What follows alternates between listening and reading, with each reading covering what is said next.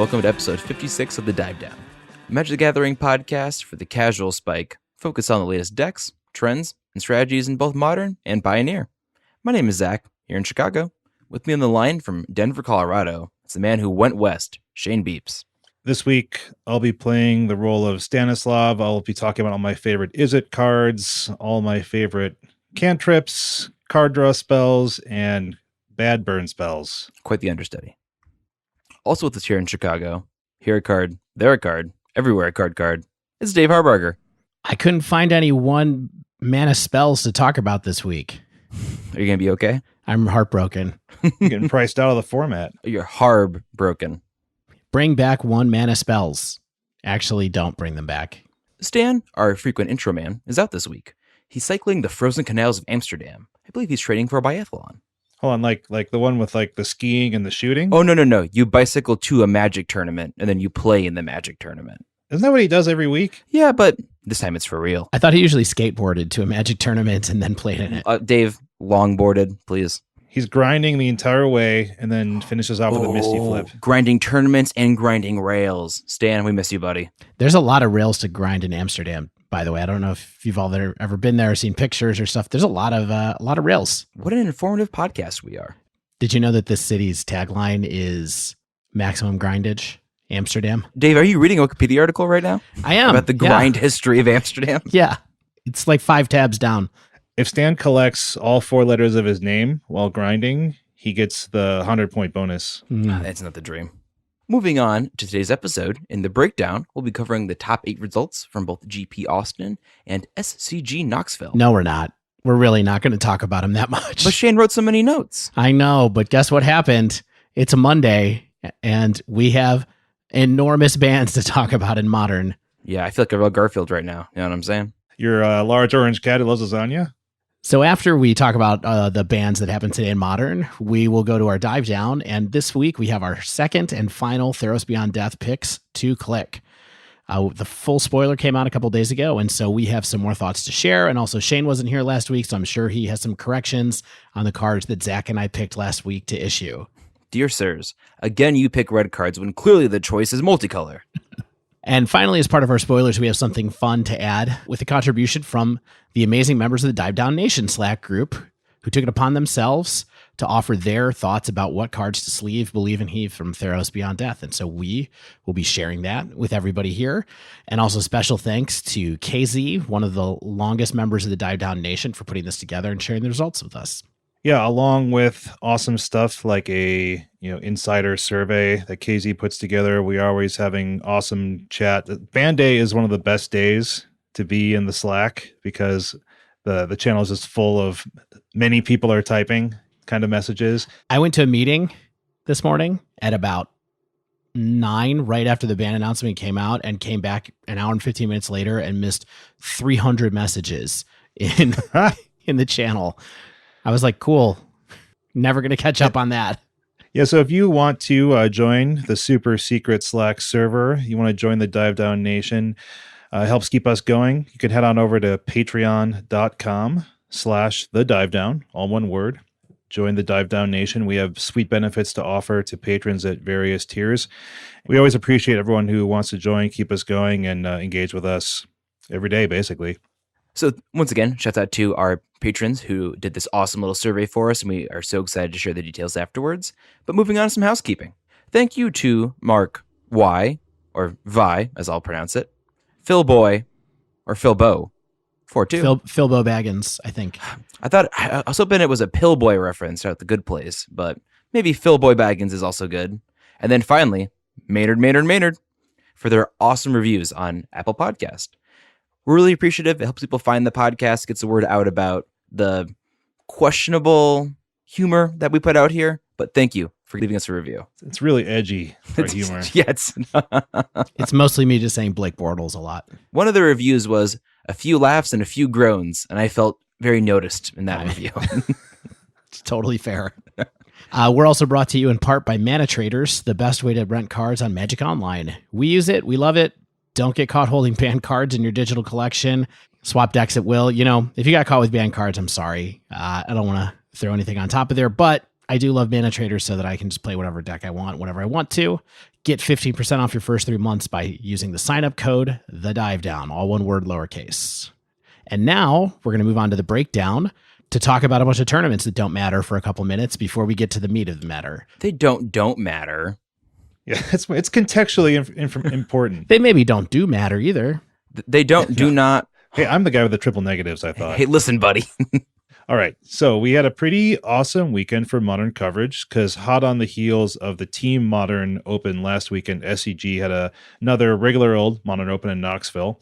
And along with that, for some reason, we had the return of Magic Fest coverage by Channel Fireball. They blessed us all with some Twitch streaming from Austin. Unfortunately, it's for a somewhat dead format now because Modern just got smacked with 3 really big bans we're going to be talking about in just a few minutes. It makes all the information that we can get from these tournament results somewhat useless, but at least gives us some context for the bans, I guess. Out of respect for these events and the people who succeeded in them, we'll hit some top 8 data pretty quickly.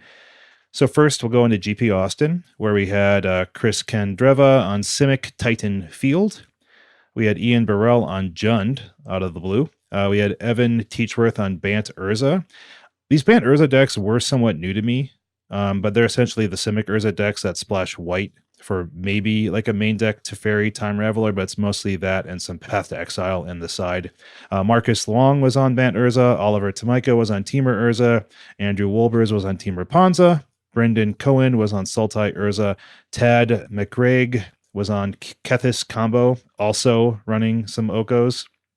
Chris Kandreva on Titan Field ended up winning over Marcus Long on Bant Urza. So congrats to Chris. My understanding was it was his first GP top 8 and also must be his first win. So awesome work. Next up, we have the SCG Knoxville Open. Aaron Barich was on Golgari Yawgmoth. What? Yeah, we'll be talking about this just after we get through the top 8 because it's a pretty interesting build. She took the whole thing down. Congratulations to her. Christopher Gooch was on Mono Green Devotion. Pretty sweet looking list. Four Leyline of Abundance. Of course, some Once Upon a Time, some Vivian Arkbow Rangers, Karn the Great Creator. Pretty cool list. Drake Sasser. Do you think Christopher was responsible for one of the bans that happened today? I don't know if he was responsible. No, personally, individually. He played his own part. He played his heart out, Dave. Drake Sasser was on Bant Snowblade, Corey Baumeister on Temur Urza, Daryl Ayers on Sultai Urza, Will Pilliam on Amulet Titan, Edgar Magalhaes on Sultai Urza, and Vincent Daniels on Sultai Urza. So what a stacked top 8. Yeah, murderer's row of SCG names. I saw somebody tweet that 4 of the people in this top 8 made the top 4 the week before in Columbus. Wait a minute. 4 of the people made the top 4? 4 of these people from the Knoxville Open were people who were in the top 4 last week in Columbus, supposedly. The teams. So 4 of the 16, 4 of the 12. Yeah, exactly. Repeated. Pretty dope. We got a lot to talk about in a minute, but I think before we move on to the massive changes that happened in the modern formats Monday morning, we need to stop and talk about one very cool new deck that appeared this weekend, and that's the deck that was called Golgari Yawgmoth. Now, we're not talking about Urborg, the Tomb of Yawgmoth. We're not talking about the Will of Yawgmoth here. We're just talking about Yawgmoth himself. And that was the deck that Aaron Barich was playing. And she explained how the deck operates. It's also a deck that Tom Ross was playing at this tournament and was playing, has been playing online a little bit. So it's something that's been brewing here and there over the last couple of weeks. But everybody's been paying attention to Urza for so long that nobody's been paying attention to his nemesis, Yawgmoth Thran Physician. Okay, so let's start with the namesake card itself. Yawgmoth Thran Physician, Dr. Yawg, as I like to call him. Dr. Y. Costs 2 colorless, black, so it's 4 CMC for a legendary creature human cleric. It is a 2/4, and it has protection from humans. The next ability it has is pay 1 life, sacrifice another creature, put a -1/-1 counter on up to 1 target creature, and draw a card. And then the last ability it has is black, discard a card, proliferate. So it's kind of a dense amount of abilities on there, but basically what you do with this deck is the core of the deck is built around using Yawgmoth Thran Physician in conjunction with creatures with Undying.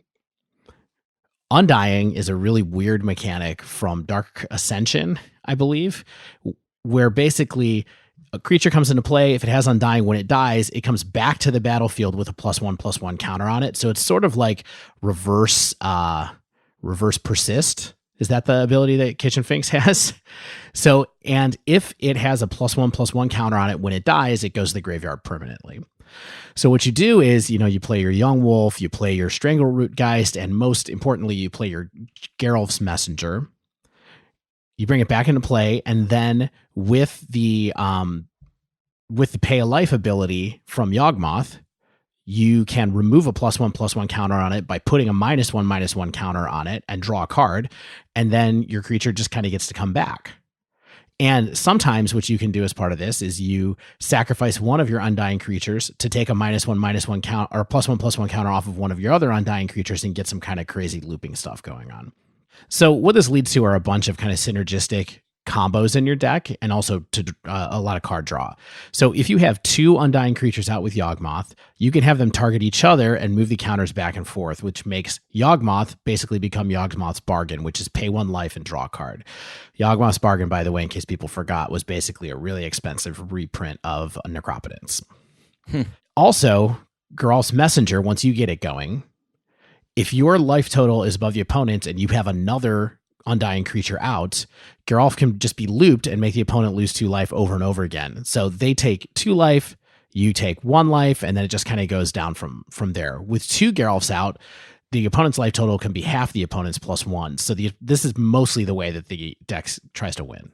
Yeah, so basically if you have just one Geralf, so if you're at 19 and they're at 18, you're both losing 2 life. But since you have more than them, you stay alive. But if you have 2 Geralfs, you can have 10. And they could have 19, and then you can just win from there because you're losing only 1 life. So also you have Blood Artist that comes in and things like that. They can help you gain some life and lose some life as well. So just as a reminder, in case it's a little confusing as to why this works, when an Undying creature dies, like I said, it comes back into play with a +1/+1 counter on it. The way that the rules in Magic work is that if you put a -1/-1 counter on a creature that has a +1/+1 counter, the counters just cancel each other out. It's kind of like matter and antimatter in Star Trek.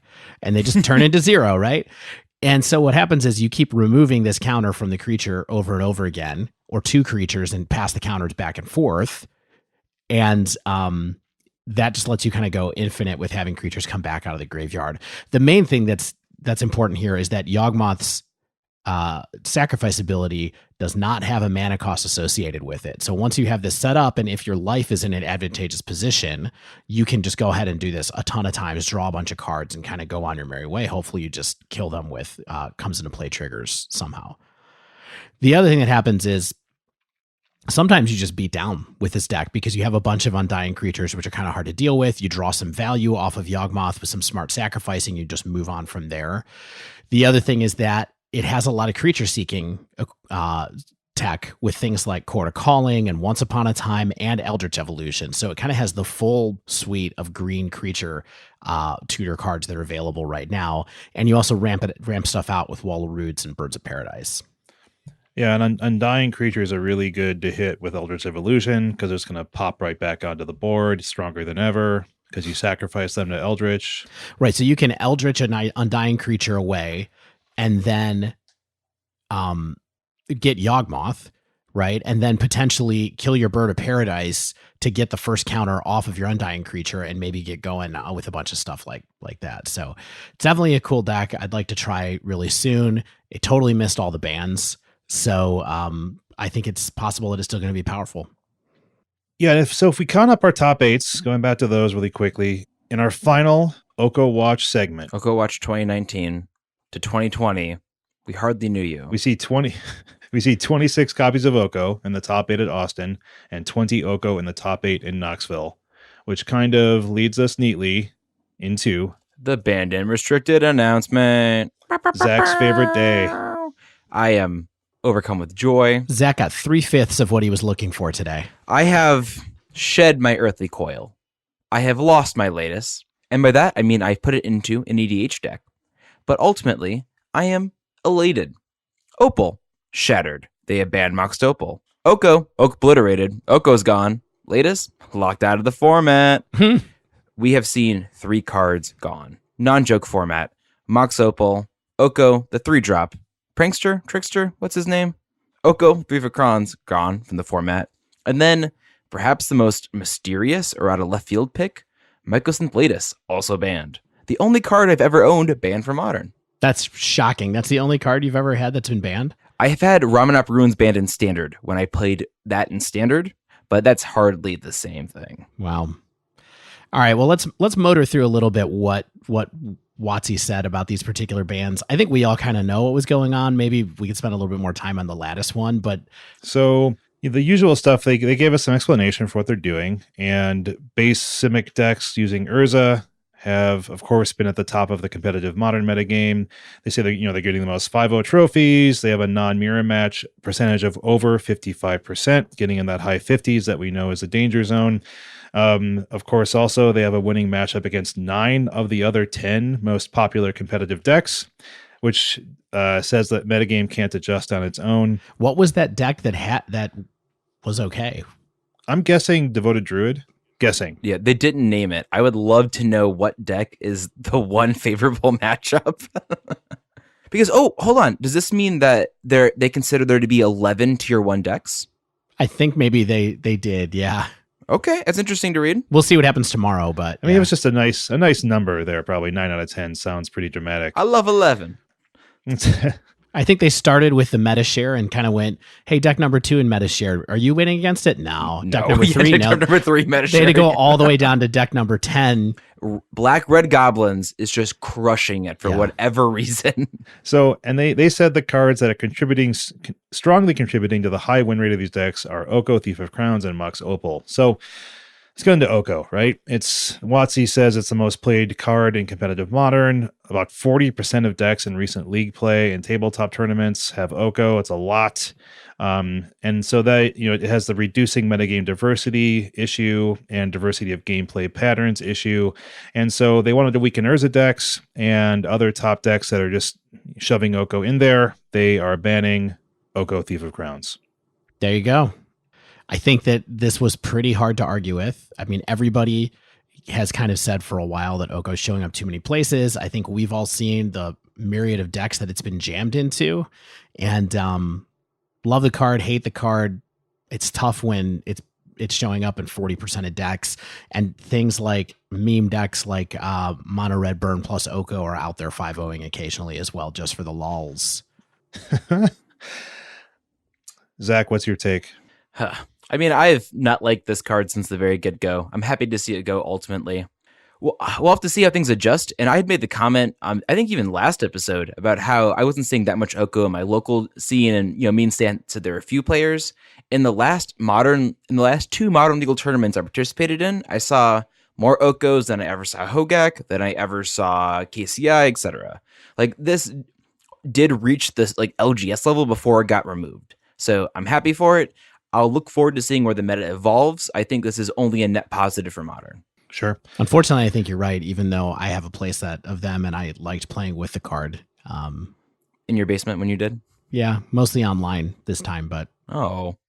What's interesting to me about Oko is that I think high-level players kind of liked it, because it was very much a place for people to kind of showcase their skill level. These near mirrors where their deck building nuances and their gameplay is kind of what led to a win. But I think for the majority of the player base, Oko was kind of seen as like a boring nuisance that consolidated strategies, and they were so powerful that there was little choice but to play those strategies. And so I think that losing Oko is going to bring back a wider variety of play at the LGS and the tournament level, which then trickles down to the LGS level, I think, in a lot of ways. Yeah, I think it's interesting. We talked about this a couple of times over the last month or so, where innovation was happening, but it was all finding ways to warp existing archetypes into being able to run Oko. And so basically what's happening is that everybody's running the Oko sub game, right? Like, if my plan doesn't work, then I've got Oko as a backup, and it's enough to kind of win me the game or stall the game long enough for me to be able to do what I got to do to win with my main plan. And so that was kind of interesting to watch happen. I always think it's interesting too when big when pros are kind of like, but the deck building nuances were so great. And it's so tough because, the weird thing about Magic is that we have people who are super pro level participating with people who are total amateurs all the time, right? And oftentimes they end up playing against each other. And so it's hard to be kind of like, oh, I love the fact that you only cooked this souffle an extra 3 minutes and it put the perfect crust on the top when everybody else is just like, I freaking hate souffle. Yeah. You know, so it's an interesting dynamic that we have with this game. No, totally. And like the similar thing where it's like, this is like actually a 360 gram vinyl and like the sound quality is unparalleled. It's like, I don't like free jazz music. I don't know what you want me to say to you right now. Yeah. Please take this John Zorn record off. I will do anything for you to get this out of my sight. One final parting thought with Oko is that Evan Irwin today tweeted the number of days that Oko was legal in each format. It was legal for 45 days in Standard, which is wild, 6 weeks. It was legal for 73 days in Pioneer, and then it was legal for 101 days in Modern. Not even 3 months in Modern. And 2 of those weeks were over the holidays where there's not really a lot going on, So, wow. We hardly knew ye. Moving on to a band that I have longed for since I traded my playset away for $40, Mox Opal is gone from the format. So to quote Wizard of the Coast, our data indicates that removing Oko alone would still leave Urza decks in a dominant position in the metagame. We considered options that would further weaken Urza-based artifact decks, while still allowing for decks based around that general strategy. Ultimately, we determined that banning Mox Opal was the correct option. Hallelujah. I've talked about this before. Any broken artifact-based deck in Modern always has this card in it. It is appearing time and time again when people are doing things that push Magic to its very edge and really break the game. That being said, I don't think Affinity is had to be banned or had to be hurt in this way. I think that was a fine deck, like I mentioned before. We'll see if any sort of artifact aggressive build can still exist. I'll be surprised, but it's not impossible to me. But this card going is shutting off a lot of broken decks, but sort of taking a few casualties along with it, a la Faithless Looting. Yeah, Mox Opal probably should have seen a ban a few years ago. It's just been living on borrowed time for an awfully long time. And WotC made this ban now to weaken these Urza decks because I think they assumed that when this happened, Urza would just come back and be the de facto best deck around, the combo Thopter Sword, Urza type deal. But I'm not convinced that Mox Opal being gone is enough to really keep Urza from being still a really solid deck. I think we'll have to see what things end up looking like. But largely, like you said, Zach, it's the 0 mana cost. It's the fact that there's so many enablers to get artifacts back out of the graveyard. There's a lot of weird loops that can still generate mana. It's just a card that can do too much, and fast mana in general is something that is better left out of most formats. So probably time. So let's talk about Mycosynth Lattice now. Let's. So here's what WotC had to say. Lastly, we'd like to take this opportunity to address another problematic interaction between Karn the Great Creator and Mycosynth Lattice. All right, very interesting way that they brought up this statement where they're kind of like, while we have the microphone, we just have one more thing to say. No, sorry. I know it's your turn next. I have one more thought before I leave. Yeah. It's like Steve Jobs walking off stage and he reaches in his pocket and pulls out Mycosynth Lattice and rips it up and then walks off. Looking for this? Whoa! So what they said really was decks featuring this combination often win in other ways. The deck building cost to include this interaction is low, causing it to show up more often than as fun and competitive play. As a result, we are going to ban Mycosynth Lattice. The primary motivation for this last change is the unfun play pattern. We also intend for this to be a small but meaningful balance change to Eldrazi and other Tron decks. We feel this is warranted based on popularity and strength of those decks in the metagame. So this one to me was really kind of surprising, but I was pretty stoked about it, honestly, because I just have always felt like there's something different about this combination where it just was kind of like you feel so helpless and you literally can't do anything, but you also don't always lose right away. And so sitting there just totally locked out of the game is really awful. There's no way to come back from it. It makes everything in your deck worthless. It just felt like a real really kind of unfun thing to be on the other side of. And the bigger problem with it was, and I know this has gone out of vogue lately, but for a while there, it was popping up in all kinds of decks, right? Sure. There was a Ponza deck the other night that was running, or in the Grand Prix, that was running the Karn package as part of its too. Karnza, yeah. Yeah, I mean, it's in devoted Druid deck that did well just last week, where they just have something to do with all that mana. It was in the Green Devotion deck as another thing to do with a bunch of mana that was in the top 8 of the SCG. I think the SCG. So it's kind of it's a feel bad cheesy win that I myself have won with a number of times. It's not fun to face down, like Dave said. Zach, what do you think? That this you run prison decks, and so this card hits probably most close to home for you. How are you feeling? So I haven't been playing this card for a little bit in my personal red prison deck because Oko sort of made the strategy not so good. So literally everyone knew Oko, or not knew, but felt deep in their bones that Oko was going today. This was more of a wild card. So a lot of people were like, Zach, you gonna bring prison out again? Like, is it time for prison? I was like, I don't know, maybe. Then it was, good. So Prison was a deck before this. It'll be a deck after this. Eldrazi Tron was a deck before this. It'll be a deck after this. But how these decks shake out and if they run any Karn at all anymore is the question. I think that this is probably a good thing overall. I'm not going to act like I think this was a fair thing to do. I think it was very unfair. But all these bans, and especially this last one, really signify how Wizards is drawing the line in terms of power level in Modern. And how, like I mentioned last week, what they ban upcoming is really dictating and showing us what they want Modern to be. And they don't want things like this in Modern, right? Like, they don't want fast mana, Mox Opal nonsense. They don't want Lattice. And in general, Wizards is saying that we want Modern to be a little more fair than it was. You can still do broken stuff. Simian Spirit Guide isn't banned. Storm's not banned, etc., etc. But there's limits to how silly you can get with it. So I don't think Prison was the reason that this card got banned, obviously, in regards to latest, but it's okay that Prison can't do this either. And just in general, it's okay that things like this got banned. I personally am out like $40, but that's okay. Like, that's the price you pay. And like, I had $40 of fun with it. So what are you going to do? I want to talk about one more note in this BNR announcement, because WotC did something I haven't really seen them do too much. And they talked about a card before it's even released. And so they said, we are also aware of the community buzz, aka Twitter crap, AKA the dive down bump. around the combination of Heliod, Suncrowned, and Walking Ballista in Pioneer. They heard Stan's assessment of it last week on the spoiler episode. And were like, Exactly. oh, Morrow dropped his Ruben on Rye and said, what? So basically they said, we're going to let the Pioneer metagame prove itself through play results. We're not going to take any preemptive action against this combination. If after the Pioneer Players Tour and Grand Prix tournaments, those are coming up in February, the results of league and tournament play bear out that this combination is a long-term threat, we'll consider changes at that time.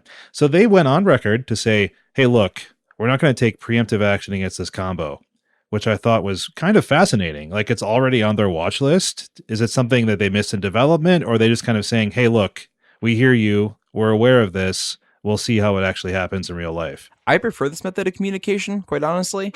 I like this as opposed to just putting it out there and then later going, it's banned. Because then people go, did they not know? Could they not have seen it? Et cetera, et cetera. So it's nice to be like, hey, we know it's really powerful, but is it too powerful is the question. Combo decks get to exist. You just don't get to be incredibly consistent and straightforward. So I like this comment. I want more comments like this. I want more communication like this. I like to know what they are aware of because I think it helps inform speculation and future decisions on my part. I also think that part of what they're trying to do is let people know that they're not terrible at their job. Right, that they're like, hey, we get it, by the way. Yeah, we're not dumb. We get it. We make the cards.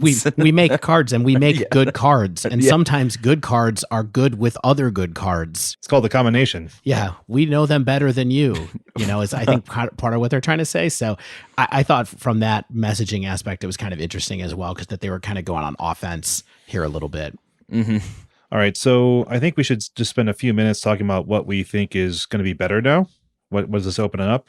And I think people have been really afraid maybe of how good Titan decks are going to be right now. We have turn 5 Titans due to Castle Gravebreaker. Even sooner than turn 5, we have 5 mana Titans, which can be ramped out pretty quickly. We have turn 3 Titans from a deck that I saw posted up today. I know. I think that other mid-range decks are probably going to be a lot better. They can run Thoughtseize and Land Hate and not automatically lose just the sheer value that Oko and Urza offer. Burn and Prowess, probably, just because... What do you think, Dave? I mean, I think the number one thing that I take from this is, at least as far as the decks that are now back in the options kind of area for me, is that I think Prowess and Burn are both something I'm going to be looking at. You already saw a bunch of players kind of day 2 with Prowess at the SCG event over the weekend. And I think that now there's even a better chance that it could be okay without Oko there gaining life constantly. I also feel like there might be a little bit of a chance for Stoneforge Mystic to reassert itself as a sort of option for non-green-black mid-range decks. Oko sort of, in my mind, took that slot over from a few of those decks, in particular things like the Bant control list that got popular for a little bit. That was just kind of blue-white control running Oko and Icefang Coatl. You know, that could stay a Snowblade kind of deck, which has also been a little bit popular lately. Blue-white control might go back to a just blue-white deck that's running Stoneforge Mystic instead as its kind of finisher. And so I think that there's a chance that Stoneforge comes back a little bit now. And I'm not sure if that's going to have it take a top slice of the metagame, but I think, you know, without Oko there's a good chance that Batterskull is still good. What do you think, Zach? Anything you're looking at, or you think that's going to be something that you want to keep your eye on for playing in a league? Sure. So I'm going to echo what Dave said, and I think that definitely burn aggro decks are going to be good. So I think that I have 2 tidbits, and that's either 1, go fast, or 2, come with Disruption Pact. Because I think that right now we're in a place where you either need to race or then like say, whoa, hold on, my thing now. So I think Blood Moon is really, really well positioned right now, maybe more so than it's been in a really long time. If we see a meta where there is a lot of Titan and other big mana decks around, Blood Moon's good, but you do need a quick Blood Moon sometimes. So that's not an all the time thing, and you know, you can't disrupt it, and Magus is better sometimes, but in general, if you can mess with people's lands and can do it in a way that also furthers your strategy, I would do that and consider doing it main board. That's why I'm here to announce that in my mono red Prowess deck, I'm going to run 4 Simian Spirit Guides. There now. we go. You gotta be fast. Cool. Yeah, we'll see. All right. Awesome. So they banned. We talked about it. And a certain someone, maybe on this call, lost 1K in risky speculation. I was told they were good bonds. Your bonds went bad too? They were tied up in Okos. They're all elk features, Dave. What can I say? That's too bad. The market was hot, and I was hot. Yeah, didn't get out in time. All right, so we're going to take a quick break, and when we return, we will finish our Theros picks to click. So stay with us.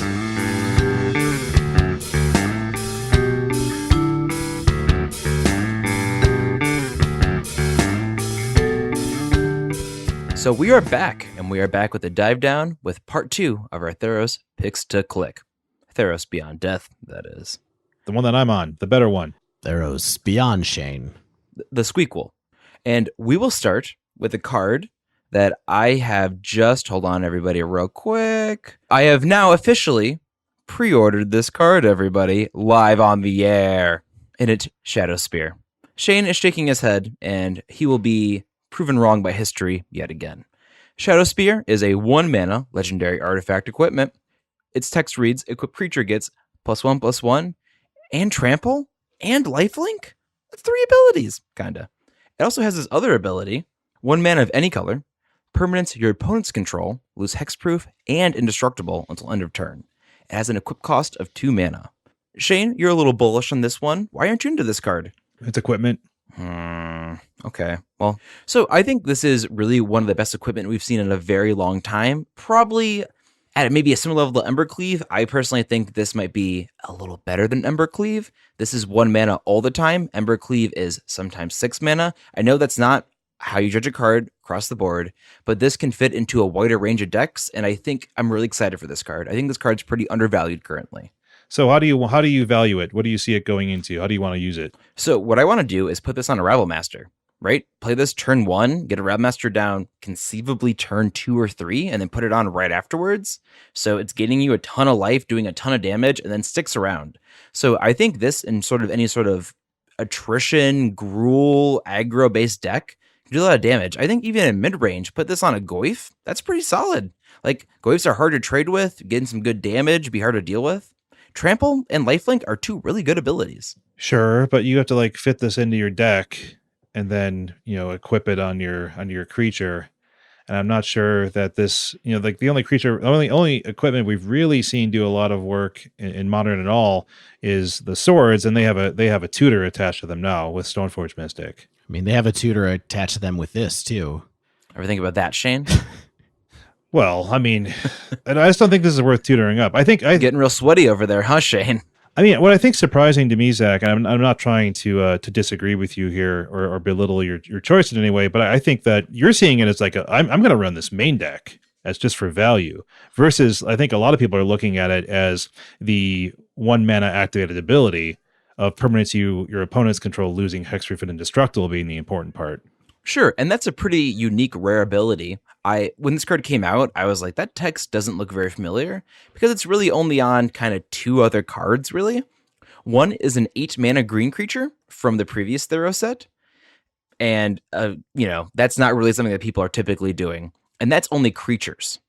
And then there's also a green enchantment from Oath that can cause creatures to lose hexproof via an activated ability, but once again, only creatures. So this one's all permanents, right? And there's really only one other thing that grants the ability to remove hexproof, and that's an artifact called Glaring Spotlight.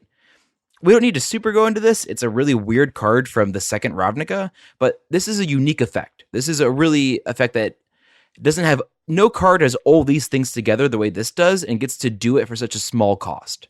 Yeah. So that's how I'm kind of looking at it, as like I see it less than a piece of equipment and more like an artifact that has a cool activated ability that lets you remove some like very annoying keywords on the other side of the battlefield. And like the equipment is like this little piece of salami that a cat can have as a treat. To me, it is a baby walks on a Warhammer. You shouldn't give cats salami. That's bad of you. I made that up. I don't know if that's true. It is most certainly bad. Treat. It's bad for them. It's a treat. Listen, what, beer's good for you, Dave? Get real. Come on. Oh, you're right again. So, Shane, I think you're totally right, but I think why this card is good is because both our opinions are correct and it offers both things. Like, it's not like when it's equipped, you can't use its ability, or after you use it, you sacrifice it or it falls off. It has this stat bump, and sometimes you just get this bonus from it.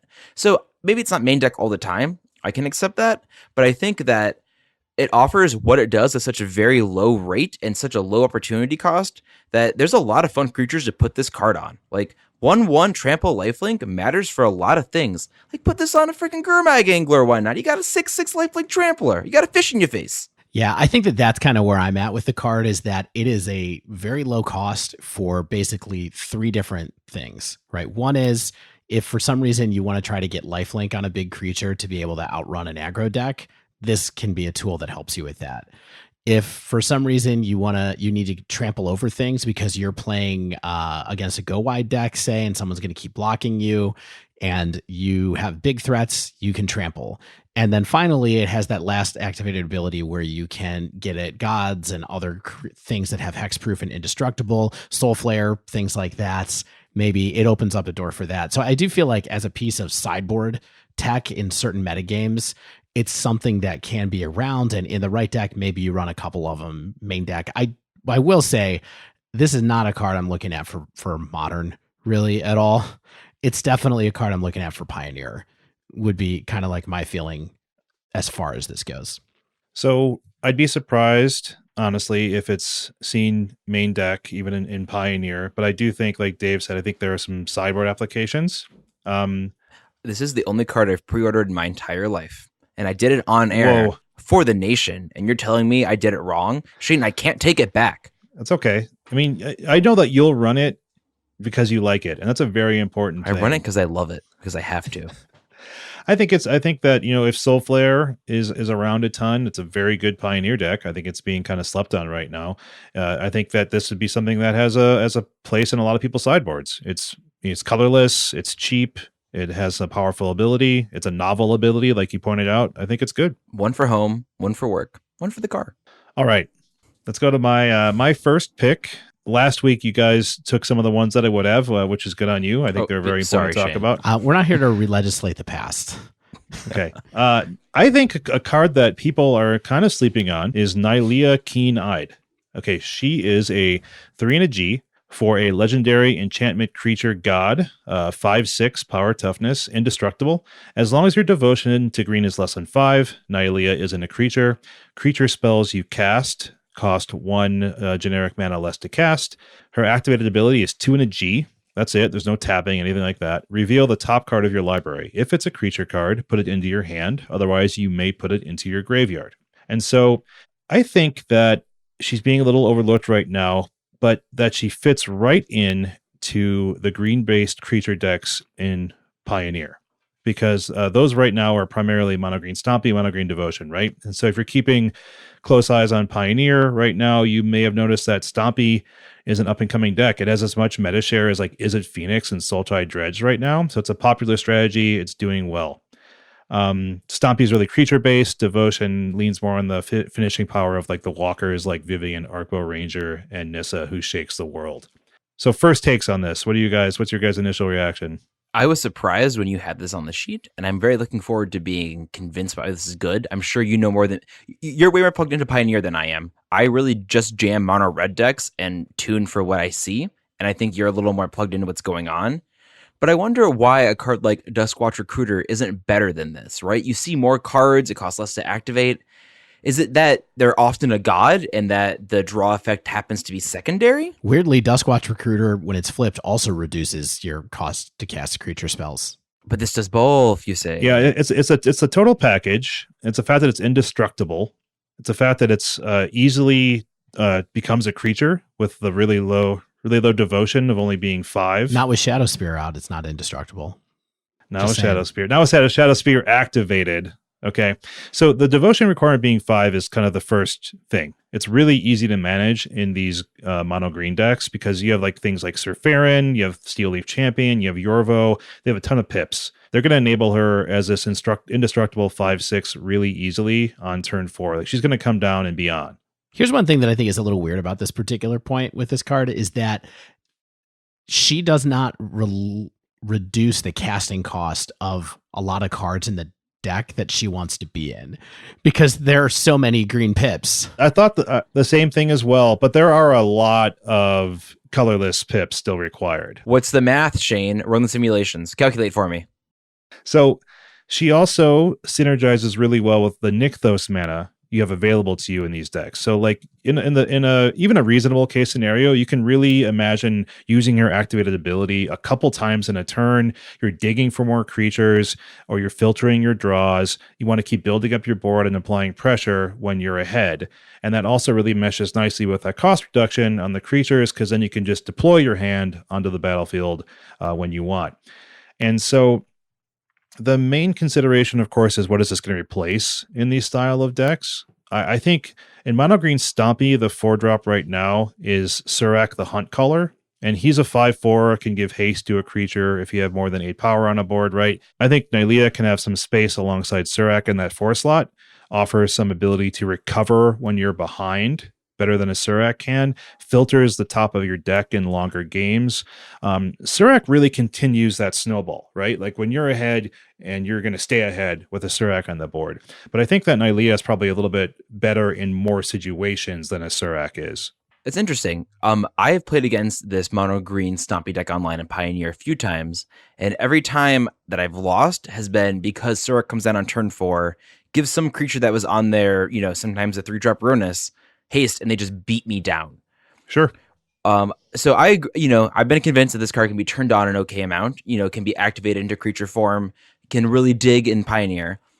Why is it mainboard over this card though? Because I feel like Surak is a little more aggressive and able to get in there faster. Why would you want maybe a slower, more value-based card? Because I think when you're ahead and you have a Surak down, then you're already ahead, right? Like it's gonna finish games off in ways that you might not with Surak out.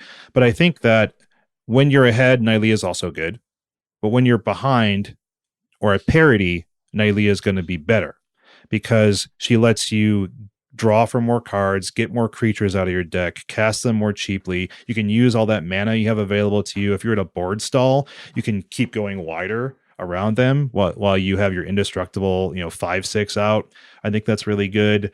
I just think that it offers flexibility and late game power. And also if, let's say control creeps back up again, you want something that can help you recover from a sweeper in ways that, other cards like Surak aren't going to do that for you. So I think it just offers a lot of flexibility and fits in the game plan in every way I can imagine. I don't know if she has as much of a space in the devotion decks because Nylea has to compete with Vivian and Nissa. It's a tougher battle. Nissa's phenomenal. I don't think she's being replaced. Vivian might shave a couple of Vivians because she's not awesome when you're behind. But I think that, like I said before, if you're ahead, keeps you ahead. If you're behind, catches you up, breaks parity. That's kind of the card I want to be playing on 4 in a deck like this. I mean, I think the biggest thing for me when I'm listening to you talk about this is the interaction between Nykthos and the activated ability. Because even though you could do the same thing with Duskwatch Recruiter at a cheaper mana cost, because it only costs 2, I still think that the fact that this is indestructible and sometimes turns into a pretty big threat. I mean, a 5/6 is big. So I think that that's pretty has a lot of potential in that sense as well. These decks aren't really my jam, so it's a little hard for me to react too strongly to it, but it did look a little clumsy to me at first. But I think it's a powerful card, and definitely being able to draw and filter your deck is important. So the card I talked about first was the card I was excited about for Modern. Shane's card seems like it's for Pioneer. Dave, what is the card you want to talk about? The card that I am going to talk about right now was picked by our patrons in the survey that we talked about earlier as the number 1 Theros Beyond Death card for Modern. People expect it to be great. I think it could be, but I have to be honest, I have no idea how to use this card properly. And that card is Underworld Breach. So let's talk about it. Underworld Breach is 1 generic mana and 1 red mana for an enchantment that says each non-land card in your graveyard has escape. The escape cost is equal to the card's mana cost plus exile 3 other cards from your graveyard. You may cast cards from your graveyard for their escape cost. Helpful reminder text there. Then the last line says, at the beginning of the end step, sacrifice Underworld Breach. So what does this card really do? What does it do? Well, in my mind, it's part of this august tradition of cards like Past in Flames and, wait for it, Yawgmoth's Will. Dave, when you put that in the notes, I was like, what does that have to do with August? It's January. It's August. It's winter in this hemisphere, sir. Yes. And I know what you're saying. Yawgmoth's Will is one of the most powerful cards ever. Right? Sure. Sounds good to me. It's a good card. My older brother told me that. But pretty much, I kind of think Underworld Breach is too, as long as you enable it in the right way. Now, there are a lot of kind of kludgy and weird ways to enable it. The first one that has been circulating around online right now is that you can have Underworld Breach basically go infinite with everybody's favorite broken artifact, Grinding Station. This combo has been noticeably weakened by the ban of Mox Opal. I have not seen the math or the numbers crunched about what this deck does after the card is banned. I've heard that Mox Amber might be similar, but yeah, I think that you're totally right that maybe this was the one pre-ban they wanted to make before Theros came into the format. They're like, we're good with Heliod and Walking Ballista, but we cannot let Underworld Breach and Mox Opal coexist. Run the simulations. I need at least 5 pivot tables that pivot into a different table that are going to show me how this card is not that broken in the end. Yeah, I mean, I think it's interesting that this combination is hard, right? So Grinding Station is a card that costs 2 and taps for a player to mill 3. It also untaps whenever an artifact comes into play. So if you can get it out with an artifact that costs 0 and taps to sacrifice somehow, like a Mishra's Bauble, you can infinitely tap and untap Grinding Station, mill your whole deck away, and then potentially find a win con from there. Now, the math works out exactly. So what you're really doing here is building up a bunch of storm count. And then hopefully, I guess you have Grape Shot in your hand, or you have a way to bring Grape Shot back from the graveyard and be able to cast somebody and kill them that way.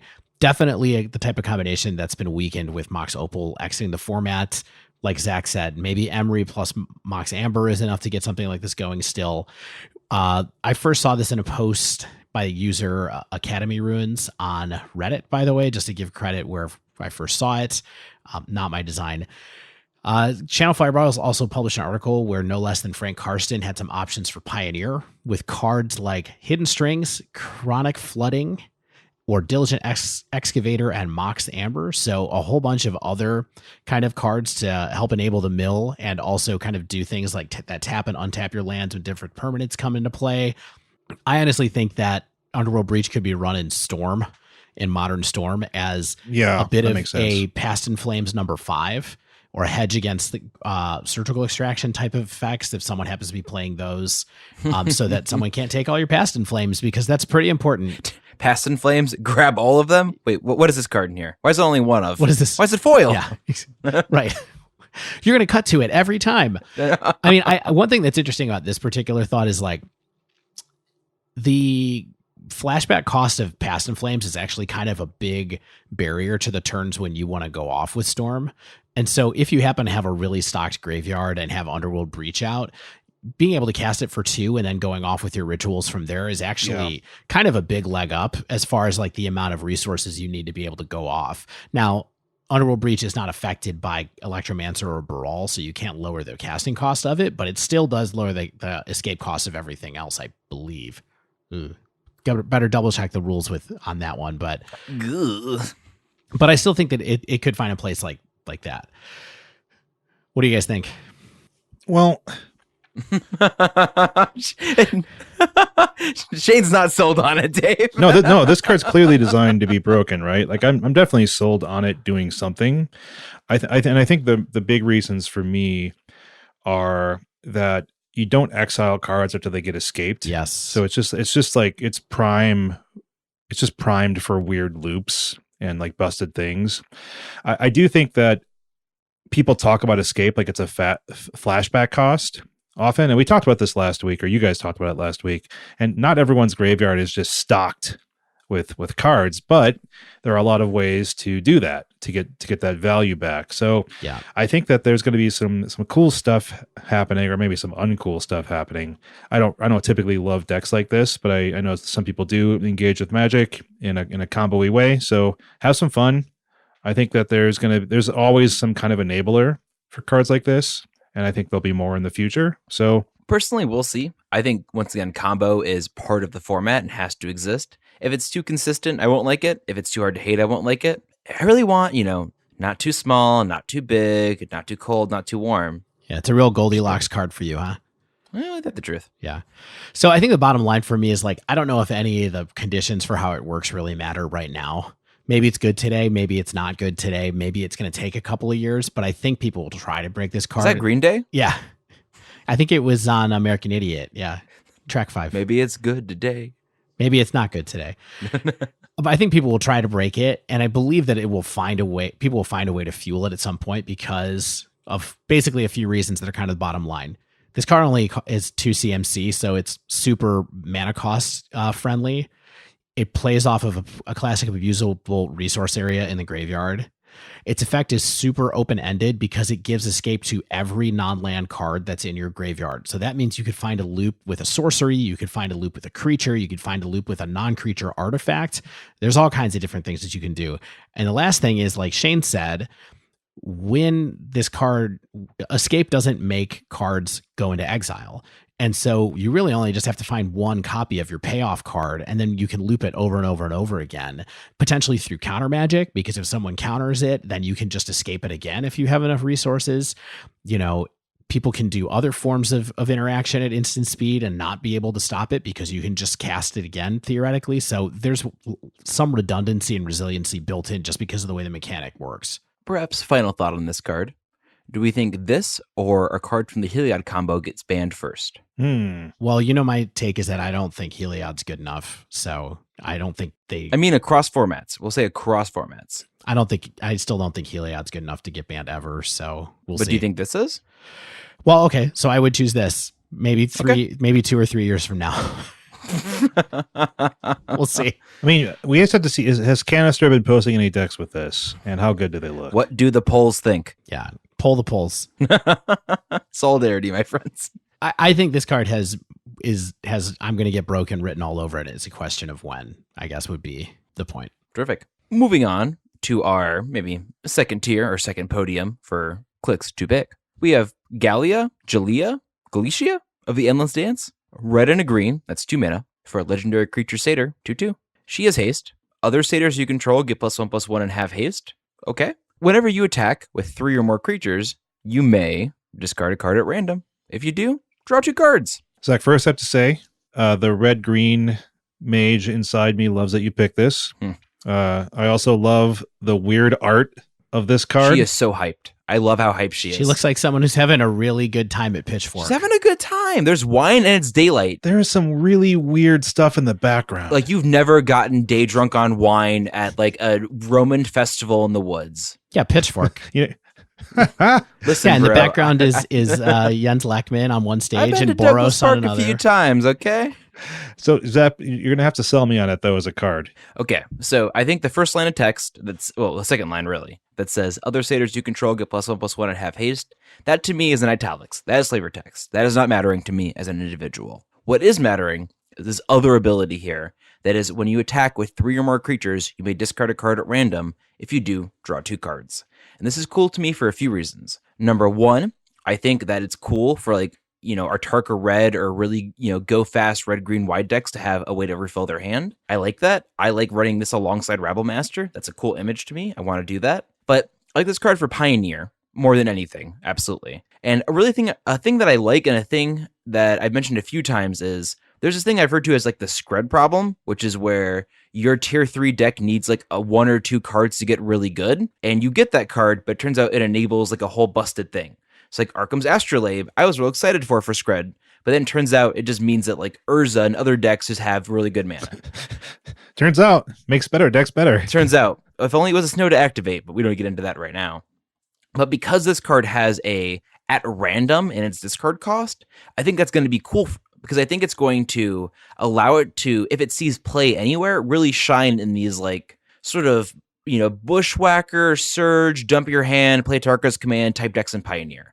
So the fact that you can't consistently use it to discard cards that you want into the graveyard and enable things, but rather it's like, sure, I don't have a card at all. I'll draw 2. This is terrific. Or like, yeah, ditch this land. Oh, 2 pieces of removal. Amazing. I think that the way they've templated this is really cool and intentional. And I'm putting this as pick to click because I hope that this empowers the red-green archetype within Pioneer. I mean, I love the shell that you kind of put it into. Here's Zach, the one that with the Surge with the Goblin Experienced Bushwhacker or whatever the name of that card is, along with Burning Tree Emissary and stuff like that. Seems like a great place to put this card. The other thing I would say really quick is you have to discard a card to make this work. I was about to correct myself. Absolutely. Yeah. It says you may discard a card, which I even said may, like I emphasized it because I got it when I read it, but not when I thought about it. Yeah. Yeah. So it's not like the sort of thing where 0 cards, lol, draw 2. You do have to lose 1. Yeah. So that is a real cost, and that thank you, Dave, for the correction. Absolutely. I'm the first. I just want it be noted that I'm the first person to issue a correction this set review, not Shane, which is a surprising upset.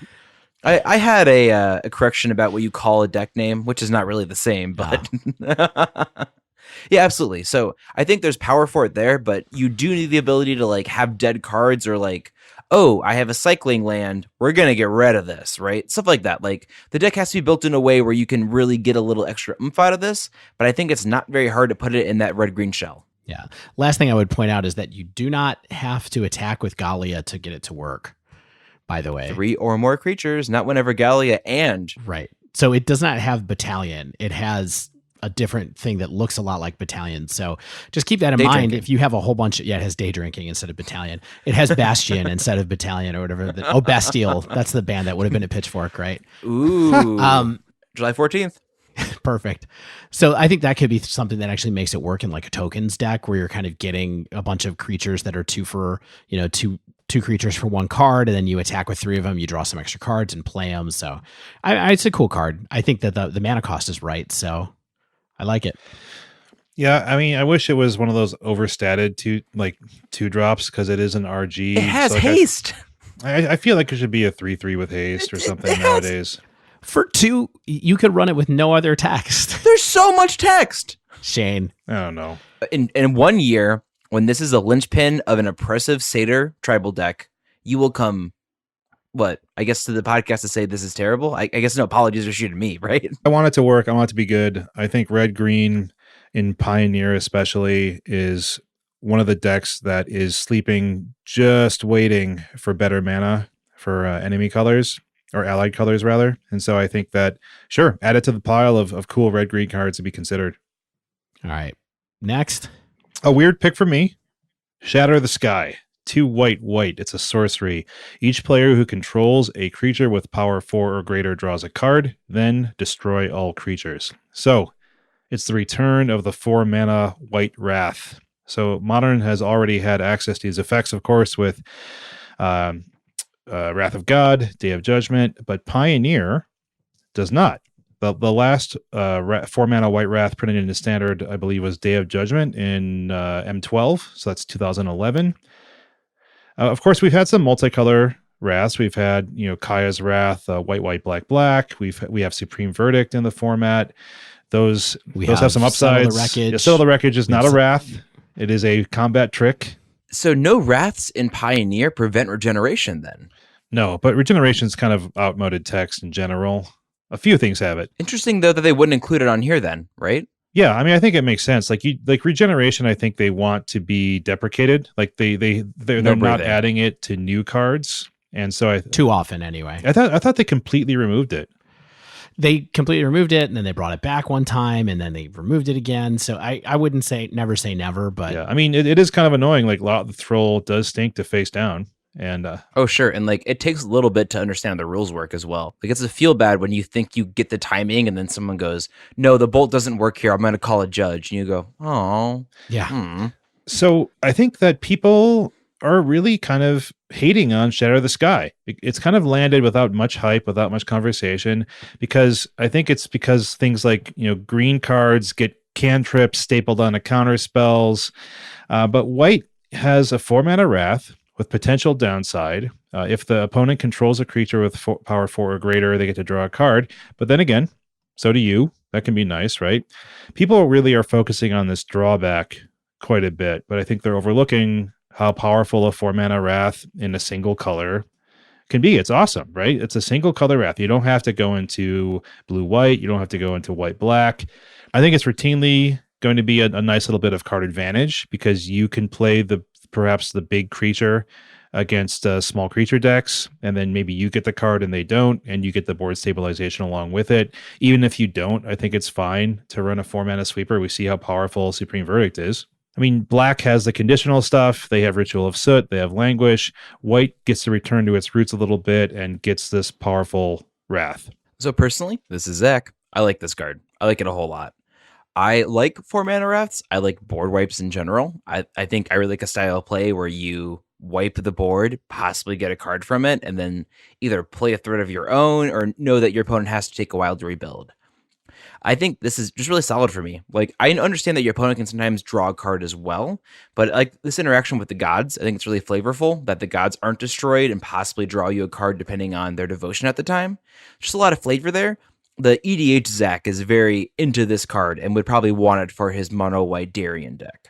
But at a more competitive level, I don't know if I would ever run this, but I wouldn't be surprised to see some sort of mono white, sort of grindy Heliod token-based deck get there with a card like this and have the card draw really matter. I don't know if it's modern playable. I definitely think that's more Pioneer for me personally, but I like that Pioneer would get another board wipe like this, and I'm excited to see what it can do to the format. I like board wipes, and I want more of them. I guess my question is why? Like what? Because I'm deeply broken on the inside, Dave. What's your question here? We have a pretty good Wrath, right, and Supreme Verdicts already. Uncounterable. Not okay. It's multicolored. I mean, I'm just saying. Blue is a color that I don't want to run. Sure. So think about that. So the main thing is I'm trying to figure out like what deck wants to run Wrath that wouldn't be willing to stretch into blue, right? Because most Mono white Gideon tribal? mono white Gideon tribal control, like, Yes. I mean, Dave, save it for after the podcast. We're gonna get rich off this one. yeah, okay, we're gonna submit this to Goldfish, and they're just gonna get us all the Yeah, clicks for their $1 million deck contest. Yeah, I think that one area that we are kind of ignoring are the enchantment fans. So if you have a lot of enchantment-based removal, you have, like Zach said, you have indestructible things like Heliod. Maybe you're running a bunch of the Gideon Planeswalkers that aren't active during the Wrath. And so this enables you to stabilize, clear the board, take over with your Gideon Planeswalkers.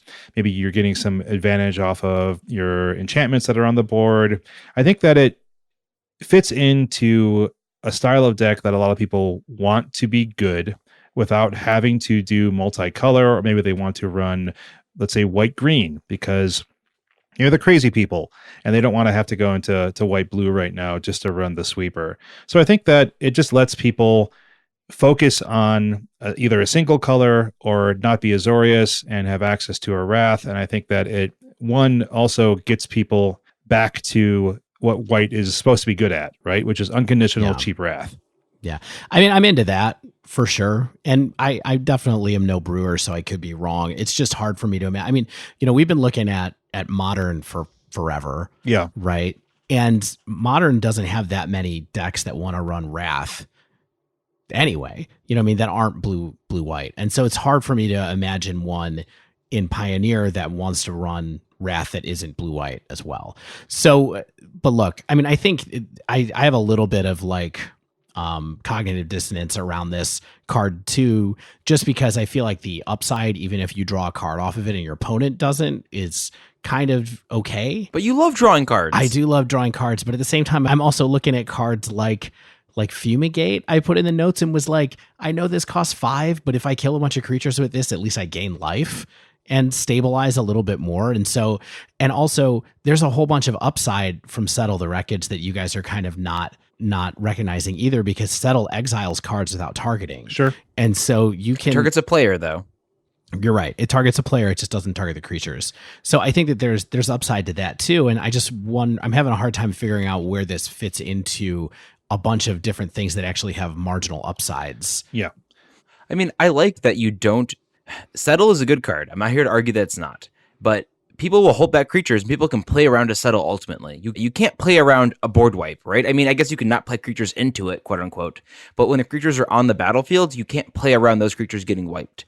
So I get what you're saying, and like it does get creatures that are indestructible or other things like that, but Soul Flare is on my mind a lot. no, sure, absolutely. And I think Always that on my mind.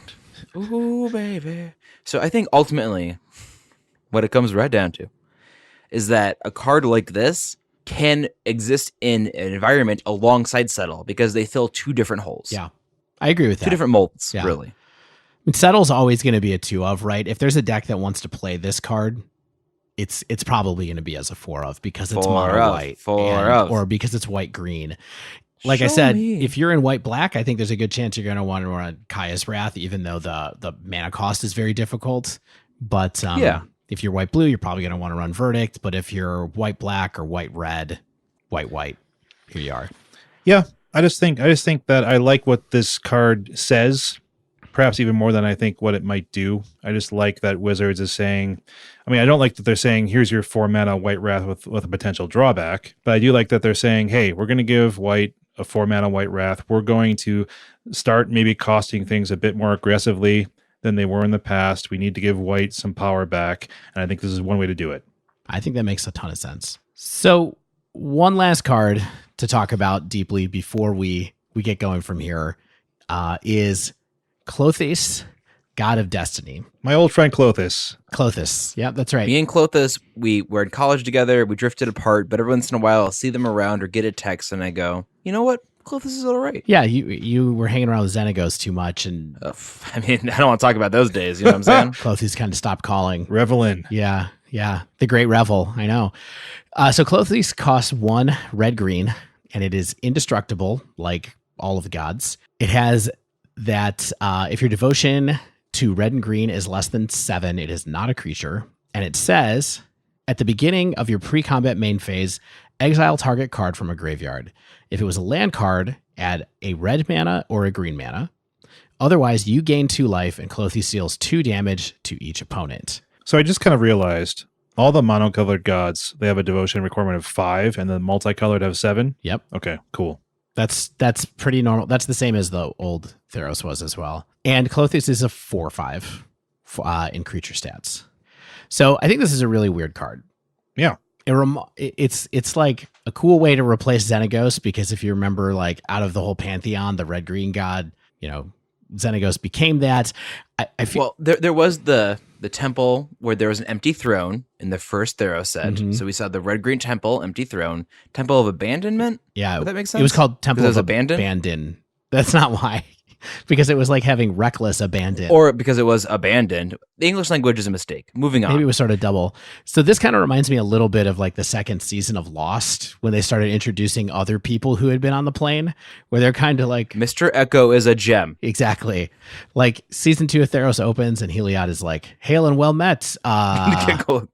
Klothys, nephew I've known for many, many years. Yes, God of who has always been here the whole time. Story-wise, very, very strange, but it's a weird card. Oh, so Incredibly convenient.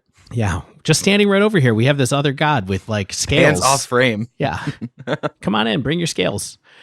I think this card is pretty cool and interesting, and it can do a few different things, right? So one is that it gives you this kind of interesting ramp moment where you can go from 3 to 5.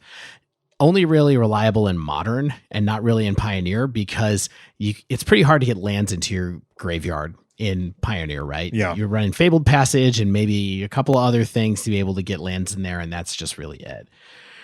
On the other side, it provides some cheap reach in the form of 2 life, 2 damage clause. So if you don't get rid of a card, then you get to nug somebody, and that's pretty good too. So I think that Klothys is a really interesting card that can do a few different things. One is that it can ramp you kind of randomly from 4 mana to 6 mana, because it costs 3 mana to play. And then it activates on the next turn. You will get to play another land to get you to 4 total mana, and then Klothys can kind of pop you up 1 more from there. So to 5, really. Let's do that math one more time. Yeah, so on turn 4, you can have 5 mana. Yeah, it's turn 4 to 4 you 5. can have 5 mana. Cool. So it's really only reliable in Modern though, and not in Pioneer, because it's really hard to get lands into your graveyard in Pioneer unless you're running all the Fabled Passages and maybe a couple other things to kind of mill lands into the graveyard. Might be worth it ultimately. It might not be for Pioneer, but we'll have to see. You definitely get a lot more value off of fetch lands this way.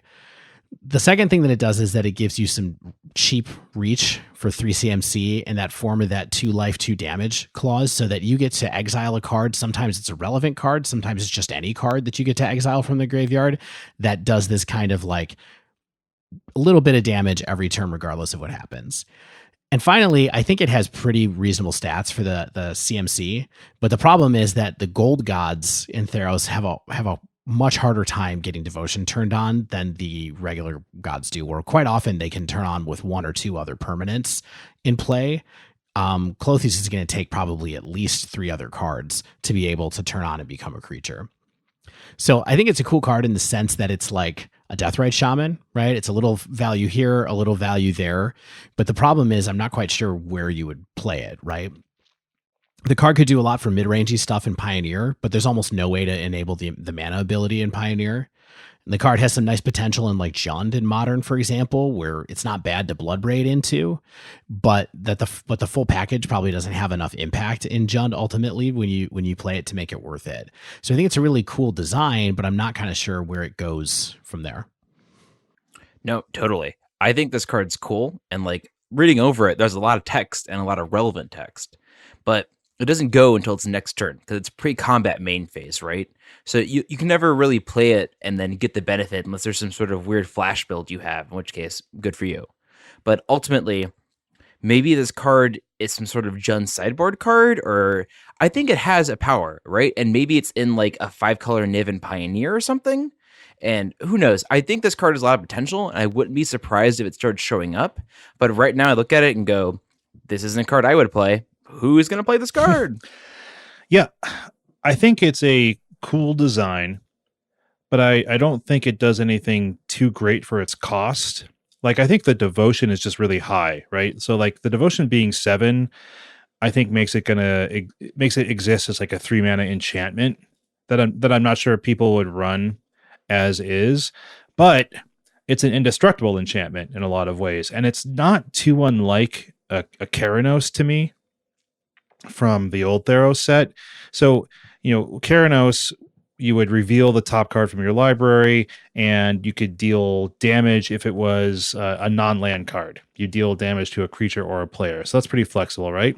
But what Klothys is doing is saying, hey, I'm going to exile a card from a graveyard, and if it's not a land, which in Pioneer it would typically not be a land, you get to gain life and deal 2 damage. So in some ways, it's kind of like a little Scoos type effect, where you're controlling a graveyard and you're gaining some life, and your opponent's losing some life. So that's pretty cool.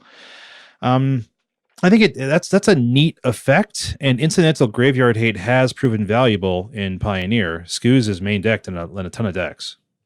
Yeah, and also it's like you get this down and you can start getting rid of your opponent's mono black guys that come back from the graveyard or other things like that. Zach, I think calling it out as something that could go into Niv in Pioneer is actually pretty interesting, because there actually is no Gruul card in most of the Niv deck lists right now.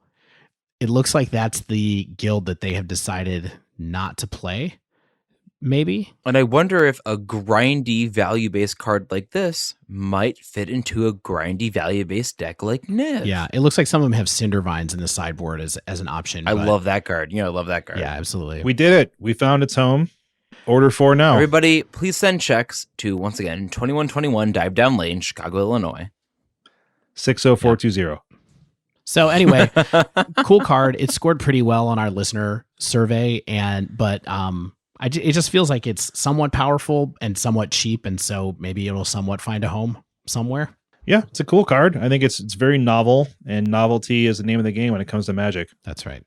All right, so those are our kind of deep dive cards from Theros Beyond Death. Of course, we had a few extra cards that we wanted to talk about, so we are going to try to do some lightning round spoilers of some other cards that piqued our interest. Not all of us might have something to say about each one of these, so we can try to get some more cards in, but let's go to the first one. Shane. All right. Thassa, Deep Dwelling, 3 and a blue for a legendary enchantment creature, God Indestructible.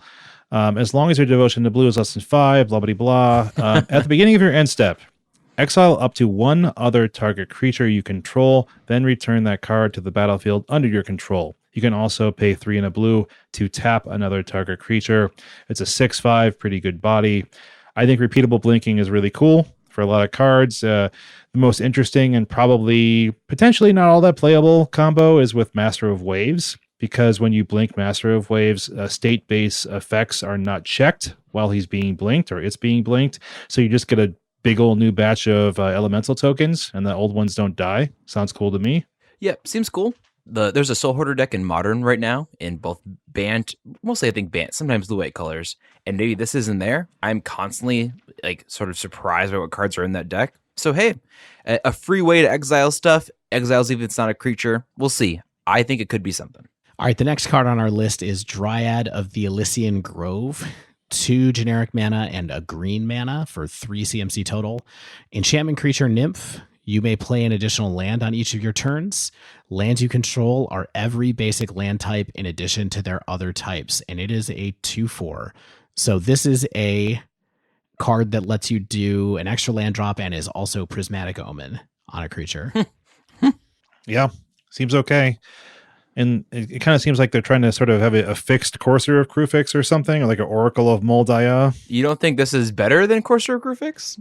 Well, it's different, right? Because you get the mana fixing. One's a Centaur, one's a Nymph. You're right. Yeah. So the additional land drop might not end up being that awesome on a 3-drop. I mean, this is clearly an EDH card for one, right? I think this is EDH first. Other constructed formats second. I think one of the reasons that Courser is so good is that you get like a card advantage engine in green because you're playing the land off the top. And so that's something that's good about it. I think that this creature is very good.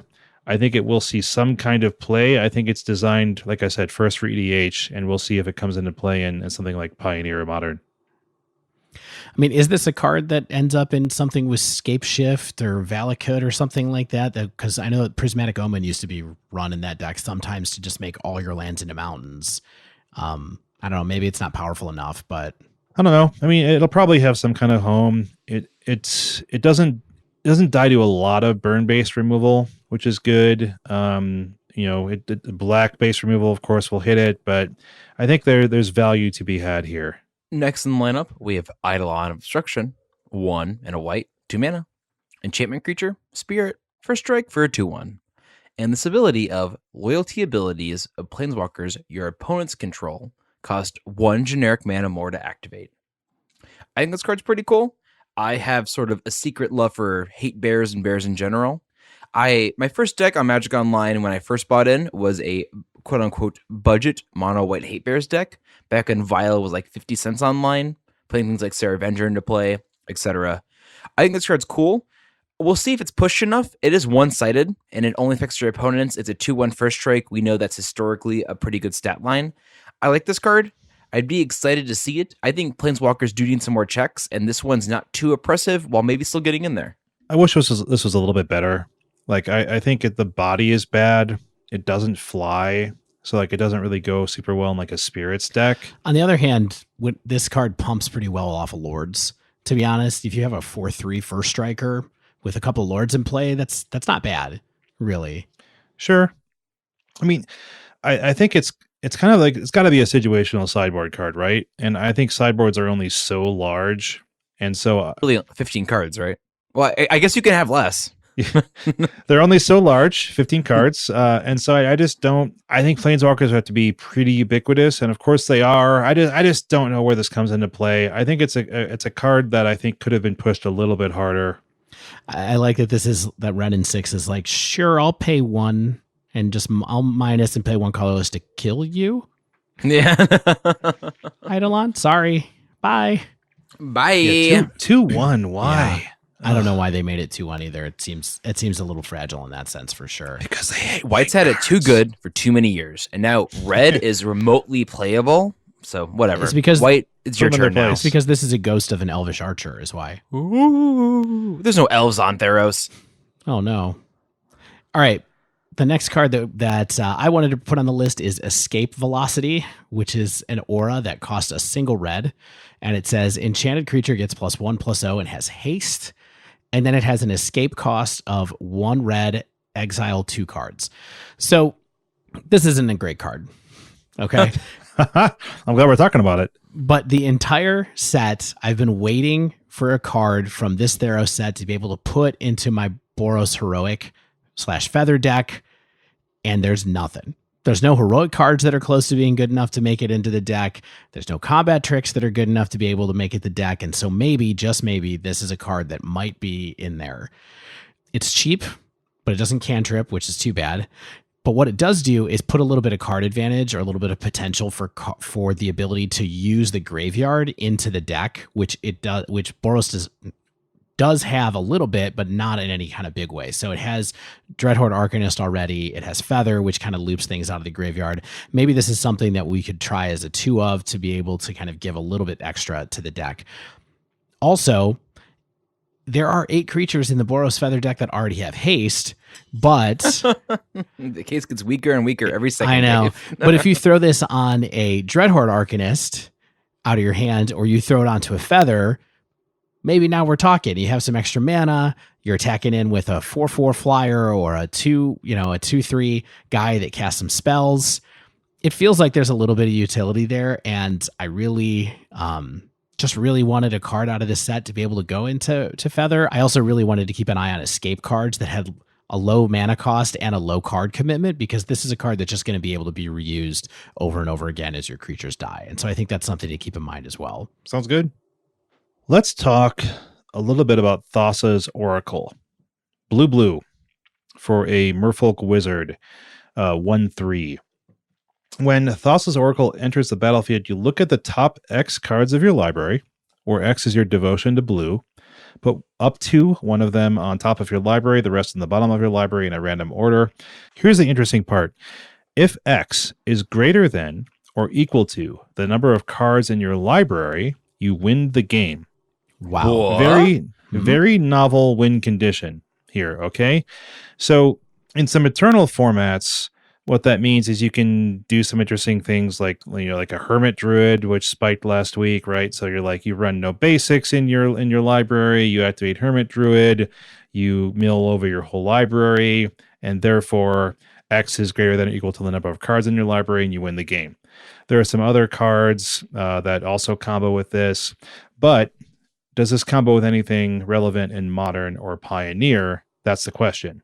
So I have a card that it combos with in Pioneer, in Modern, actually, not Pioneer, and that is actually Underworld Breach and Grinding Station. So How many did you buy, Dave? so this is one of the cards that people have been throwing around as a win condition for that deck, to be able to kind of put this out after you grind through your whole deck and have a couple of mana left over. Now, again, harder to do without Mox Opal, but we'll kind of see where that lands. Yeah, the blue is a little bit rough, but I think that it's a novelty win con. I think it's cool. I think that there's going to be probably something that this works with, and it's good to keep your eye on. The card I want to talk about last is Gravebreaker Lamia. Gravebreaker. Which is 4 and a black, so it's crazy expensive, for an enchantment creature, Snake Lamia, whatever a Lamia is. And it is a 4/4 that has lifelink, and it says, when Gravebreaker Lamia enters the battlefield, search your library for a card, put it into your graveyard, and then shuffle your library. Very quickly, Wikipedia defines Lamia as a woman who became a child-eating monster after her children were destroyed by Hera, who learned of her husband Zeus's tryst with her. Oh, So, Greek mythology, very woke. there you go. The last line of text on Gravebreaker Lamia is, spells you cast from your graveyard cost 1 generic less to cast. Look, this card is expensive and it looks bad, but this card is an entomb on a creature, and I don't know the last time we saw an entomb effect. And so I feel like there's definitely has to be some kind of potential in a card that lets you search up any card from your deck, throw it into your graveyard, and potentially have it get a little bit cheaper to cast when you pull it back out of your graveyard. Now, traditionally Entomb was for Reanimator strategies, and reanimation effects are not super prevalent in either Modern or Pioneer for that matter, but there are maybe some combo-rific things that you can do with some of the more expensive ones, and maybe this is just kind of a linchpin of a deck that kind of holds the ground and then does something big at the end and uses Lamia as kind of a way to pull the win condition into a place where they can actually use it. For me, the 5 mana cost is just too much. Yeah. If it had some sort of cost reduction, and I understand that getting a card into your graveyard is good, and one you want is even better. But I just worry that 5 black is too many. I would love if Shane could prove me wrong here. Shane, please prove me wrong. I bought 30 copies, Shane.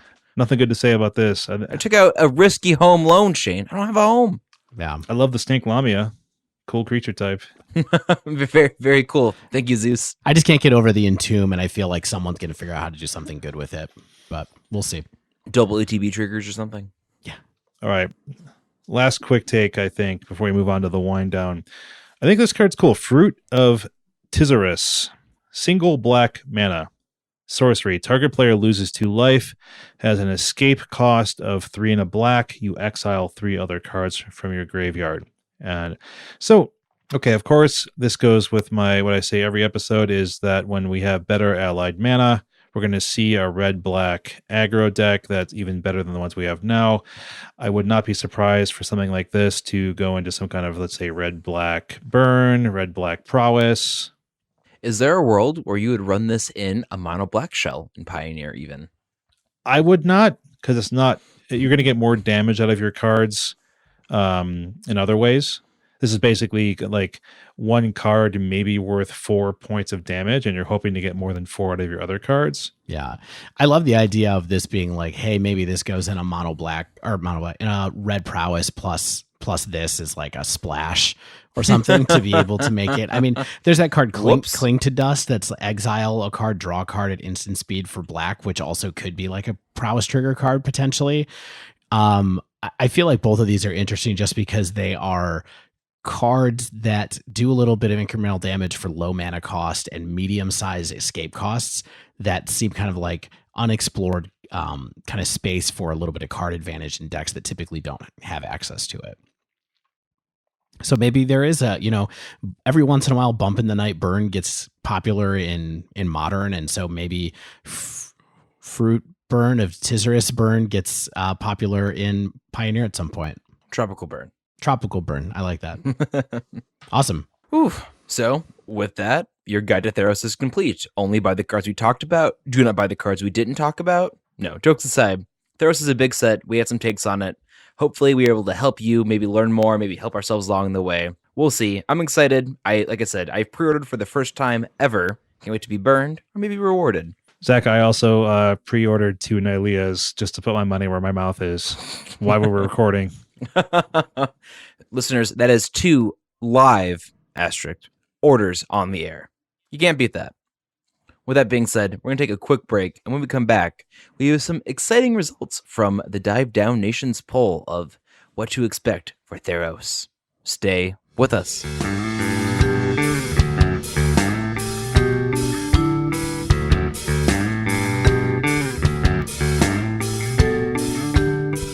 Our listeners, our patrons, members of the Dive Down Nation are amazing, hardworking, kind, big-hearted, handsome individuals.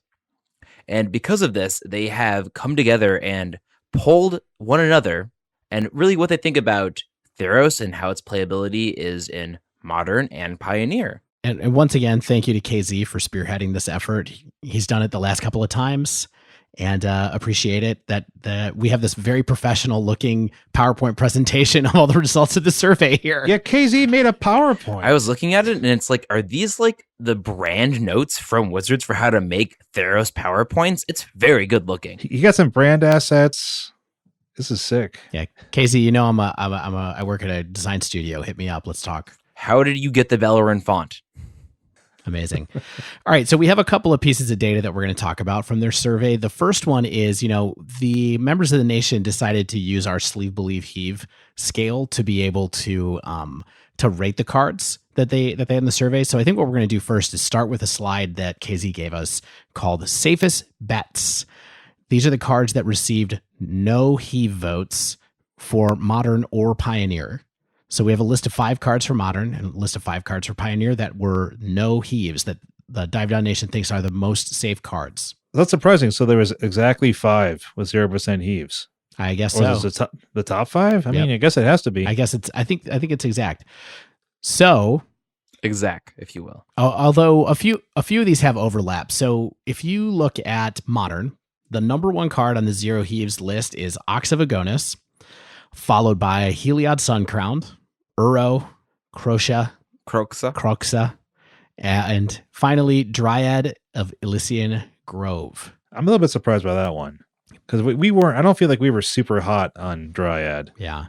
The other ones on this list I feel like are the 4 solid mythics of the set, and they are 4 of the cards we talked about on the last spoiler episode, and I definitely feel like all of these cards are going to find a home somewhere, some more angrily than others. Ox is the one that I feel like is the most on the bubble. I think that's the most specialist card, but it's the card I'm the most excited to play. Oh yeah, I started with 2 and I've moved to 3 pre-orders of Ox. It is also worth noting that Heliod, Uro, Kroxa, and the Dryad had 0 heaves in Pioneer as well as Modern. They were not the top in their format. Some of them were, but not all of them. Worth pointing out that these cards for Modern are also hyped for Pioneer, even if not the top cards that are hyped for Pioneer. Yeah. So anyone want to take a look at the Pioneer list? Yeah, so we have in Pioneer our 0% heaves, meaning cards that people think are going to see some kind of play. Klothys, God of Destiny. Kunaros, the Hound of Aetherios. That's the, what is it, Death Touch, Lifelink. It has Vigilance, Menace, Lifelink, and says creature cards in graveyards. Like the Grafdigger's Cage type thing. Can't be played. Players can't cast spells from graveyards.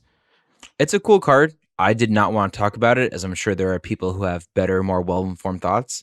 None of us are really black-white attrition players, so I think it's just a good card, personally. Yeah, absolutely. It's clearly very good. It's a good card. I wouldn't heave it. So I don't know. It's definitely in the sleeve zone for me. I mean, excuse me, the believe zone for me. Yes. Tectonic Giant. Zach, you talked about that last week, right? Mm-hmm. I did listen to the episode. Soul Guide Lantern. That's what, like the It's the relic of Progenitus, basically. fixed relic type thing. Yeah, let me read you the text of Soul Guide Lantern, Oh, please do. Oh God, Dave, I want nothing more. because we haven't talked about this card yet. So it is a 1 converted mana cost artifact, and it says when Soul Guide Lantern enters the battlefield, exile target card from a graveyard. It has an activated ability that says tap, sacrifice Soul Guide Lantern, exile each opponent's graveyard. And then finally it says 1 colorless, tap, sacrifice Soul Guide Lantern, draw card. So basically it's separated out the exile ability from the draw ability of Relic of Progenitus, and it gives you a little bit of a bonus where it has a come into play effect where you get to get rid of a single problematic card when it comes into play for 1 CMC. What do you think about this in the context of other cards that we have available to us in Pioneer? You know, we do have Tormod's Crypt, we have Rest in Peace, we have Grafdigger's Cage. Zach, you've played some Relic of Progenitus in your day. What do you think about this one? As a fit for Pioneer. Yeah. Oh, sure. Yeah. This card does not replace Relic in Modern. I like it for Pioneer. I think that the power level is there and that it can draw cards sometimes and, is useful in other occasions. I really like that they are printing more hate cards like this in a set. Sometimes we'd see a card like this come a set or two after Theros, and people will complain about Escape being really busted, but the card is here. It's not a set after, it's in the set. So I hope this is a precedent going forward, and we see more of these Escape Valve cards in the set. This is cool. I would not be surprised to see a lot of play. Relic is a card that was on the fringes for a long time, and then people figured out that it was really good at what it did. So maybe, this card takes a little bit to catch on, but I would not be surprised to see this become just sort of a sideboard mainstay for a certain kind of Pioneer deck. Yeah. I mean, it does a lot of little things. I like that it has an ETB, or let's say I'm an Uro deck that's not really not getting a lot of value out of the graveyard other than just having the Uro in it.